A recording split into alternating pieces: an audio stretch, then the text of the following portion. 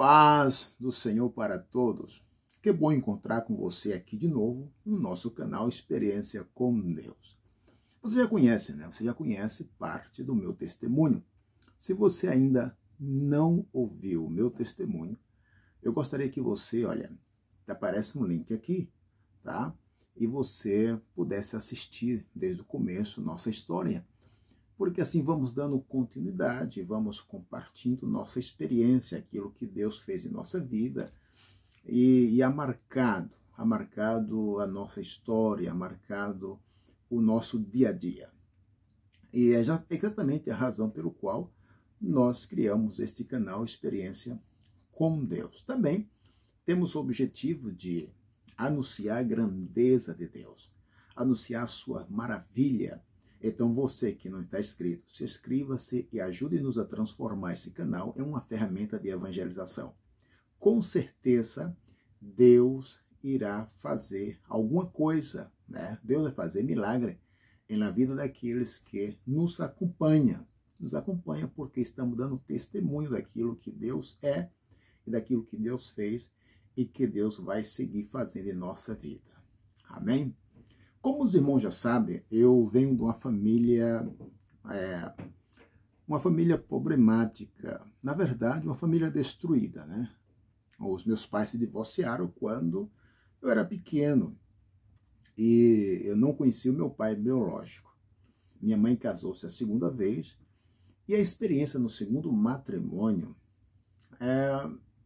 no meu ponto de vista, não foi muito agradável, até porque eu presenciava, né? Presenciei muitas discussões, muitas brigas e naquele relacionamento eu vi muitas frustrações. E, bom, como você já conhece parte da nossa história, não vamos repetir, tá bem? E outra coisa, eu gostaria que você ficasse até o final, porque hoje eu quero falar sobre o matrimônio. É sobre o matrimônio. Eu lembro-me que quando eu era adolescente e via a vida da minha mãe, do meu pai, né, como assim eu conheci, e seu relacionamento não era bom, então eu sonhava ter uma família, eu sonhava casar-me, mas eu queria ter uma família diferente. Eu queria ter uma família diferenciada, não queria viver como viviam os meus pais. Eu tenho certeza que há muitas pessoas hoje que estão nos ouvindo, que tem marcado a sua vida, né, os seus familiares, o que aconteceu na sua casa, o que aconteceu na vida dos seus pais, ele é marcado, isso ha criado um trauma. E alguns, quiçá, nem sequer pensam em casar, não pensam em formar uma família devido à situação que havia presenciado, ou que tem presenciado. Mas eu quero dizer para você que Deus pode mudar essa história. Pode. Eu lembro-me que quando aceitei Jesus, passei a viver na casa de pastores. E esses pastores marcaram, né? Marcaram a minha vida. Então, entre eles havia, não vou mencionar nome, tá? Né? Mas entre eles havia pastores que marcaram de tal forma que eu pensei, não, quando eu casar, eu quero ter um estilo de vida parecido. Então, eu me espelhei nesses pastores, né? E chegou o momento em que Deus me permite formar o meu matrimônio. Para quem não sabe, nos próximos dias, né, vou estar cumprindo 19 anos de casado. E esses 19 anos, bom, não é tanta experiência, tá? Mas eu posso compartilhar com você aquilo que Deus fez. E o segredo para manter uma família, né? Especialmente um relacionamento entre você e a sua esposa, ou vice-versa. É um segredo extraordinário. E eu lembro-me que até alguns meses atrás, né, eu poderia pregar, né, eu dizia, ministrei em vários seminários para matrimônio, e como eu tenho dificuldade de falar de experiência de outro, tenho dificuldade de me expressar, né, aquilo que Deus não me permitiu a viver, seja de êxito ou de fracasso, tá? Eu tenho muita dificuldade. Então eu procuro sempre compartilhar aquilo que vivemos, né? Aquilo que Deus permitiu nós viver. E exatamente eu quero aproveitar, tá? E fazer uma série de 8 ou 10 vídeos, né? Onde não quero ser muito extenso, até porque você não tem muito tempo para estar assistindo. E eu gostaria que você ficasse até o final. Então nós vamos falar sobre 8 mandamentos. 8 mandamentos de Deus para os maridos. Depois nós vamos falar dos mandamentos de Deus para as mulheres. Mas hoje Deus tocou no meu coração a fazer isso, tá? A falar sobre o mandamento de Deus para os maridos. Porque, na verdade, irmão, a nossa família, ela depende de nós, tá? Tanto nossa esposa, nossos filhos, a estrutura familiar depende de um princípio. E esse princípio está na palavra de Deus e nós devemos examinar. Abra sua Bíblia comigo. Vamos abrir aqui a Bíblia Sagrada, vamos ler em Efésios, tá? Efésios, capítulo número... eu creio que é o capítulo mais conhecido, onde todo mundo lê, mas é importante, é importante. Olha, vamos ler Efésios capítulo 5, versículo de número 21. Tá, vamos ler a partir do versículo 21, que nos diz o seguinte, né? Sujeitai-vos uns ao outro no temor de Deus. Vós, mulheres, sujeitai a vossos maridos como ao Senhor. Porque o marido é a cabeça da mulher, como também Cristo é a cabeça da igreja, sendo ele próprio o salvador do corpo. Agora, veja uma coisa, que interessante quando Paulo escreve essa carta aos irmãos em Éfeso. Sabe que o contexto histórico eu estava vendo, analisando, era uma situação bem terrível, a situação da época, tanto na cultura judia, como na cultura, né? Tanto a cultura entre os judeus, como na cultura entre os romanos, também entre os gregos. Até porque você pode observar que no capítulo 5 de São Mateus, versículo 27 a seguir, Jesus fala sobre o divórcio, tá? E quando Jesus fala sobre o divórcio, ele está questionando, né, o que as pessoas argumentavam para divorciar-se, porque alguns rabinos, né, havia os rabinos liberais, e este permitia divórcio, a carta de divórcio por qualquer coisa. Eu estava lendo na história, até por a comida estar salgada, né? Um dia a mulher errou ali, fez a comida salgada, o homem poderia dar carta de divórcio por a comida salgada. Imagina o absurdo que era. Então Jesus disse, olha, qualquer que repudiar sua mulher, a não ser, né, salvo a causa de fornicação, expõe ela ao adultério. E qualquer que casar com a que cometeu adultério, cometerá, ou seja, com esta mulher cometerá adultério. Então você vê aí que a situação era crítica. Entre os romanos, a perversidade era terrível, até porque, né, até porque praticamente casamento não existia entre os romanos, especialmente nesta época. As pessoas usavam a mulher como objeto, incluso, por exemplo, Nero chegou a dizer que a mulher era para reproduzir a mentalidade terrível deste homem, né? E o homem era para ser amante, né? Foi uma coisa. Então, a família, o matrimônio estava sendo totalmente destruído na época que Paulo se expõe desta forma, na época que Paulo escreve este versículo, traz a igreja dentro de um contexto terrível que está vivendo a igreja, ou seja, a sociedade naquela época. Então Deus começa a restaurar, por intermédio do Espírito Santo, né, o estilo de vida e de família que Deus havia criado lá no Jardim do Éden. Isto é uma pura verdade. Isto é maravilhoso. Então vejamos que Deus, como o primeiro sociólogo, né, o maior sociólogo de todos os tempos, o primeiro sociólogo foi que criou a família. E Deus, quando criou a família, ele cria com o objetivo de que a família viva, aleluia, e cresça, né? Vive em sociedade, tá? Então vamos encontrar na sociedade três grupos, né? Três grupos que são extraordinários, ou seja, há algum seja menor, mas não significa ser menos importante. O primeiro grupo que encontramos o quê? Esposo e mulher, marido e mulher, né? O casal. E daí vem o segundo grupo, que é fruto do relacionamento entre esposo e esposa, que é os filhos, tá bem? E depois vem o terceiro grupo, que é o grupo que é o senhor e o escravo, né?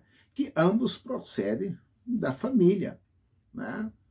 Aleluia, glorificado é o nome do Senhor. Então, quando nós paramos para observar este exemplo, né? Que no dia de Paulo havia esta situação, então nós podemos observar que a vida, né? A verdadeira vida cristã não é uma vida isolada, né? Não é uma vida isolada. Vive sempre. Muitas pessoas pensam que viver uma vida isolada, sem comunicação, dedicando somente às coisas divinas, verdade, às coisas eternas, e está o caminho de santificação. Não, isso é uma falsa ideia, né, de uma perfeição moral e religiosa. Porque, na verdade, veja bem, fora da congregação cristã, tá? Fora da igreja, né? Fora da congregação cristã, há um conjunto de relações pessoais, né? Ou instituições sociais que existe muito tempo antes da própria igreja, né? Que existe muito tempo antes da própria igreja, né? Aleluia! E esta relação e instituição forma, primeiramente, né, para cada indivíduo. Por exemplo, cada pessoa vive, né, na estrutura da sua família. Então, vem a primeira estrutura, a estrutura da família, como eu falei anteriormente. No dia de Paulo, né, e a unidade social primária, né, envolvia não só a relação entre pais e filho, marido e mulher, mas também associações entre senhor e escravo, como eu falei anteriormente. Então é importante nós pararmos para ver isto, para observarmos isto. E aí é onde surge, né, dentro do contexto da minha família, onde surge aquela ideia de não ter uma família parecida com a minha família, de eu criar uma estrutura de família diferente, uma família na qual eu realmente pudera ter prazer, ter alegria, que eu pudera viver em harmonia, né? Aunque tenhamos pensamento diferente, gosto diferente, né? Ideias diferentes, mas nada disso é um obstáculo no relacionamento, na convivência, até porque nós aceitamos o princípio de Deus. A partir do momento, eu lembro-me que quando casamos, né, quando Deus permitiu formar meu matrimônio, a minha ideia qual era? Era não centralizar a minha vontade.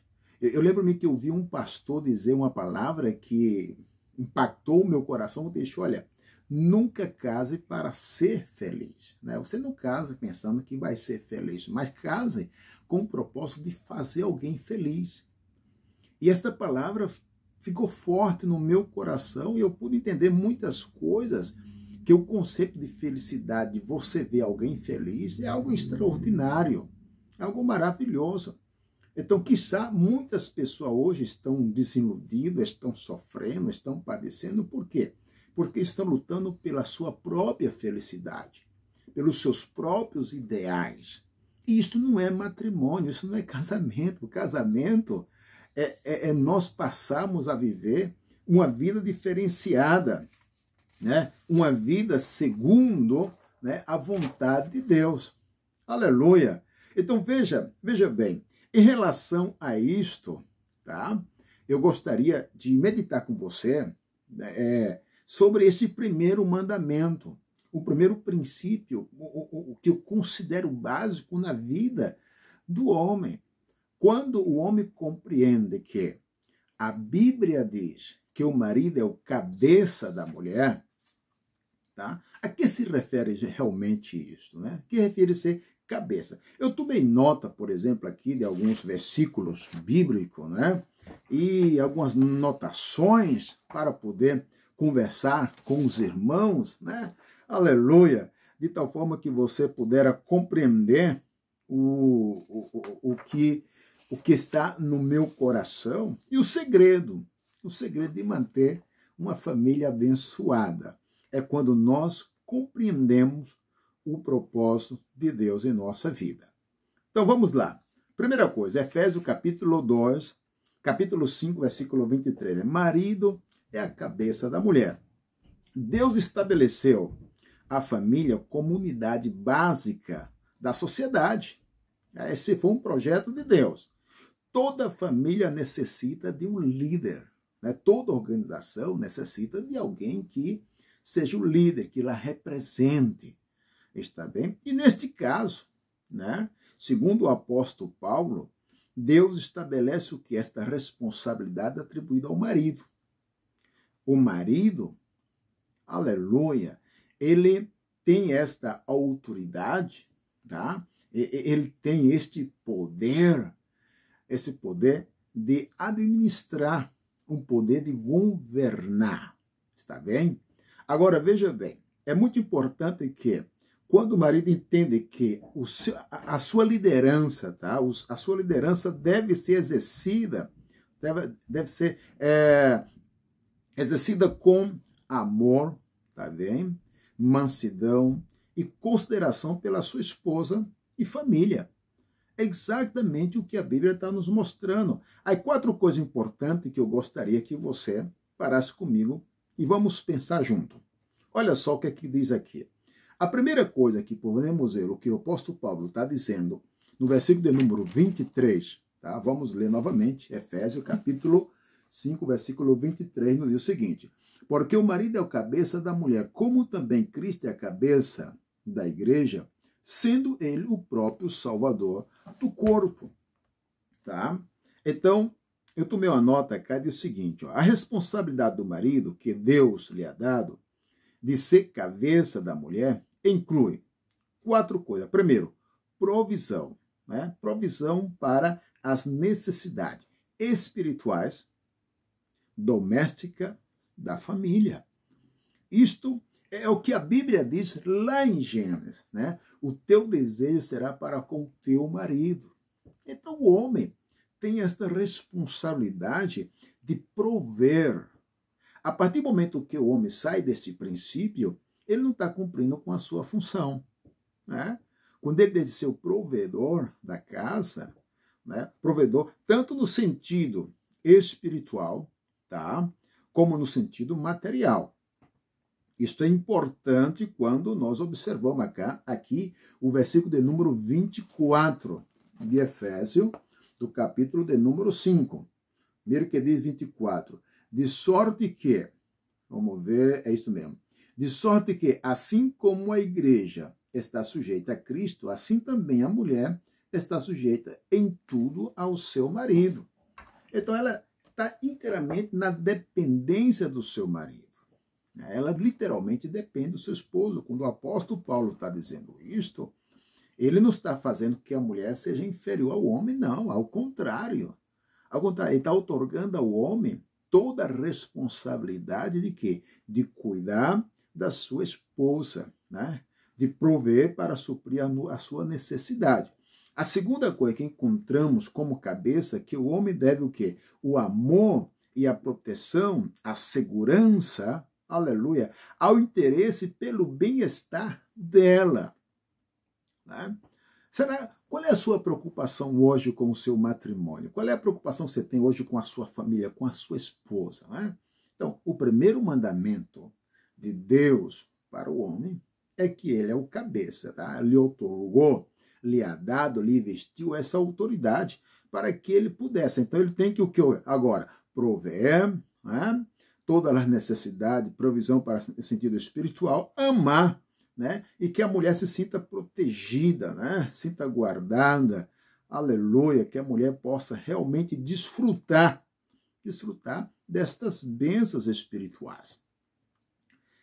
Igualmente, olha, falando de proteção, está incluindo o que eu falei anteriormente, né? Vamos ver aqui Gênesis, capítulo de número 3, versículo de número 16. Vamos ver, Gênesis, capítulo 3, versículo de número 16. Olha só o que aqui diz aqui. Foi o que eu citei parte de memória, mas eu gostaria de ler, tá? Com os irmãos.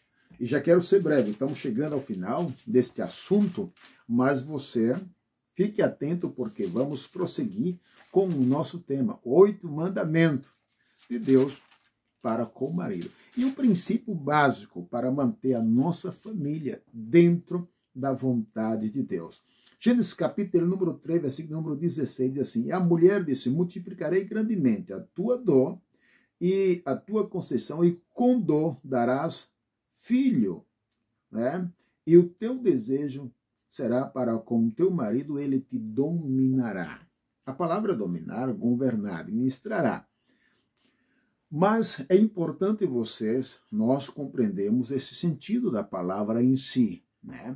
Que nós temos o poder, a responsabilidade diante de Deus de cuidar da nossa família, especialmente da nossa esposa, que é o que estamos falando neste exato momento, verdade? Aleluia! Em terceiro lugar, nos diz o seguinte, que nós devemos honrar, tá? Em terceiro lugar, dentro, como cabeça, nós temos que honrar, tá? A compreensão, né? Honrar, compreender, o apreço e a consideração pela esposa.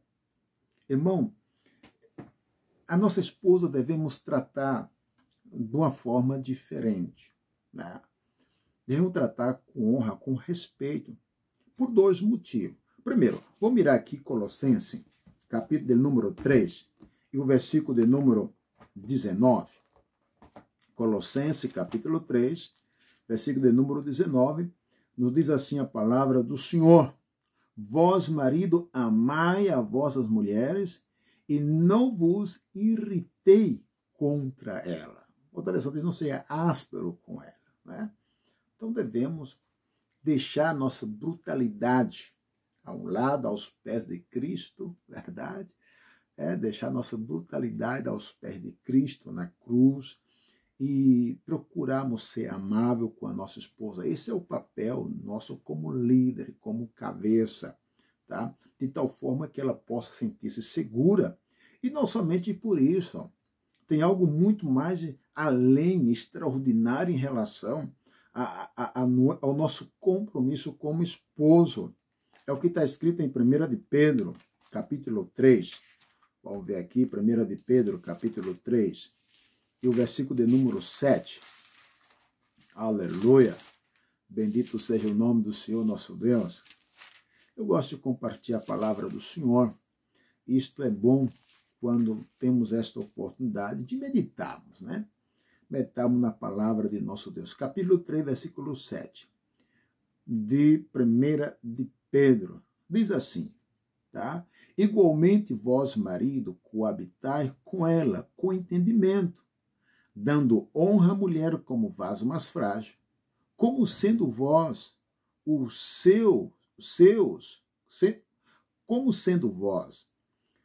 seus coerdeiros da graça da vida, para que não seja impedida as vossas orações.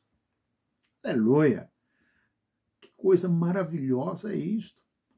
Então, temos que...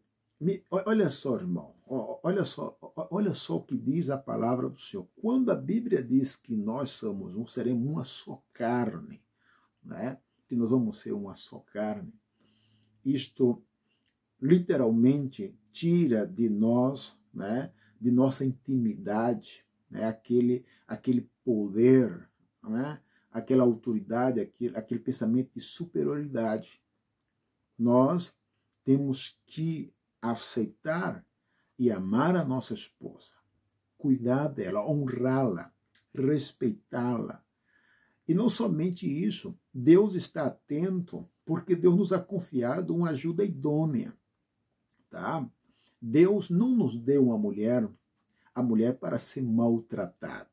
Não, Deus não deu a mulher para ser desprezada, para ser injuriada, para ser maltratada, para ser humilhada, não. Deus nos deu a esposa para amá-la, para cuidá-la, para protegê-la, né? Como cabeça, providenciar para suprir as suas necessidades. Aleluia! E falando nesse sentido de suprir as necessidades como cabeça, me fez lembrar, inclusive eu contei aqui, né? Em um dos nossos vídeo anteriormente, nosso testemunho, eu contei um momento em que nós estávamos passando uma crise. Eu estava na obra missionária, vivendo por fé, e lembro-me que um dia de manhã nós nos levantamos, não tinha nada para comer, tinha somente erva, para tomar o chimarrão, como falam os gaúchos, mate, como diz o argentino. E eu lembro que estava tomando aquele mate amargo, minha esposa me fez uma pergunta: amor, o que vamos comer hoje? E eu disse: que tem? Ela disse: não tem nada. Eu disse: nós veremos em seguida, tá? Depois eu vejo em seguida. Isso aí era por volta das 9 horas da manhã, 8h30, 9. E eu lembro-me que fui para o quarto orar, e quando eu estava orando, eu disse: Deus, eu quero te agradecer porque o Senhor me deu o privilégio de casar, né? Me ha dado uma excelente esposa. E a tua palavra diz que eu sou o cabeça, eu sou o provedor, eu tenho a responsabilidade sobre a sua necessidade. E naquele momento disse também: Senhor, a tua palavra diz que Cristo é o cabeça, que Cristo é a cabeça. Então o Senhor é o meu provedor. E como o Senhor é meu provedor, eu preciso de ti agora para suprir a necessidade da minha esposa, da mulher que o Senhor me ha dado, para que eu cuidasse. Aleluia. E sabe que, enquanto eu estava orando ali, Deus providenciou.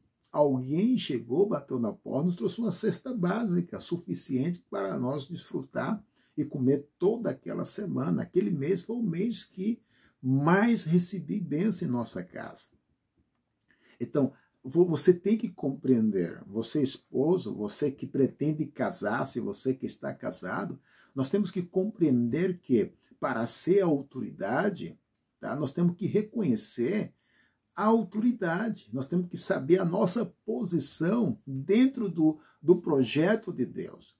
E dentro do projeto chamado família, tá, o homem é o cabeça. E como cabeça, isto é uma hierarquia. Se você abrir sua Bíblia em 1 de Coríntios, capítulo 11, vamos lá, vamos ver aqui, 1 de Coríntios, capítulo 11, você está escutando aqui, é que eu estou buscando aqui a Bíblia aqui rapidinho, né?